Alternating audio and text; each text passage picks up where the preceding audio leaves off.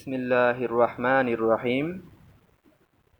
সম্পদ বৃদ্ধি করার জন্য সওয়াল করা জাহান্নামের অঙ্গার চাহিয়া লওয়ার সমান নয়। হুজুর সাল্লাল্লাহু আলাইহি ওয়াসাল্লাম ইরশাদ করিয়াছেন, যে ব্যক্তি নিজের সম্পদ বৃদ্ধি করার উদ্দেশ্যে ভিক্ষা করে, সে জাহান্নামের জ্বলন্ত কয়লা চাহিতেছে। যাহার দিল চায় অল্প চাহিয়া লয় অথবা বেশি চাহিয়া লয়। মিশকাত শরীফ, মুসলিম শরীফ। ফায়দা: প্রথম হাদিসে শুধু আল্লাহ তাআলার পক্ষ হইতে গায়েবী সাহায্য বন্ধ হওয়ার ধমকি ছিল। যেহেতু ওই হাদিসে প্রয়োজনের ক্ষেত্রে সওয়াল করার উল্লেখ ছিল, আর এই হাদিসে বিনা প্রয়োজনে শুধু নিজের সম্পদ বাড়াইবার জন্য ভিক্ষা করার কথা উল্লেখিত হইয়াছে। এই কারণে এই হাদিসে অত্যন্ত কঠিন ধমকি আসিয়াছে যে সে জাহান্নামের জ্বলন্ত কয়লা জমা করিতেছে। এখন মানুষের ইচ্ছা যত পরিমাণে জ্বলন্ত আগুনের কয়লা মনে চায় জমা করিয়া লয়। একবার হযরত ওমর রাদিয়াল্লাহু তাআলা আনহু হুজুর সাল্লাল্লাহু আলাইহি ওয়াসাল্লামের খেদমতে আরজ করিলেন, অমুক দুই ব্যক্তি আপনার প্রশংসা করিতেছিল যে আপনি তাহাদিগকে 2টি দিনার দিয়াছেন।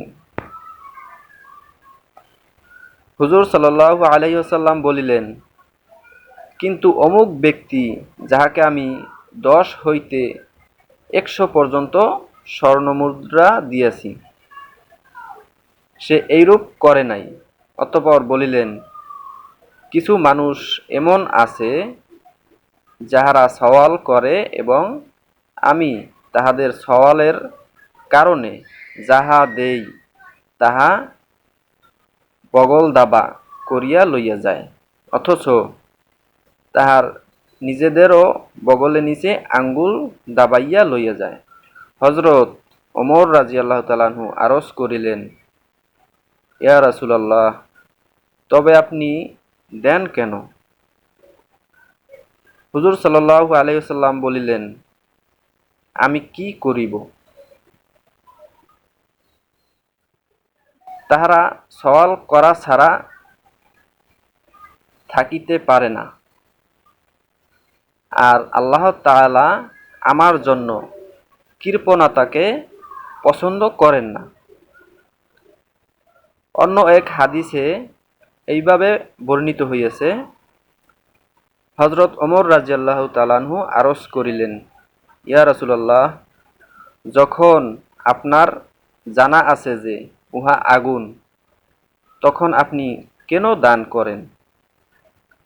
হুজুর সাল্লাল্লাহু আলাইহি ওয়াসাল্লাম বলিলেন, আমি কি করিব? তাহারা সওয়াল না করিয়া থাকিতে পারে না, আর আল্লাহ তাআলা আমার জন্য কৃপণতাকে পছন্দ করেন না। যাহা কিছু শুনলাম, আল্লাহ তাআলা আমাদের সবাইকে বোঝার তৌফিক দান করুন। আমিন। পরবর্তী ভিডিও পেতে সবাই সাথেই থাকুন। ধন্যবাদ। সবার কাছে অনুরোধ, ভিডিওটি শেয়ার করে দিবেন।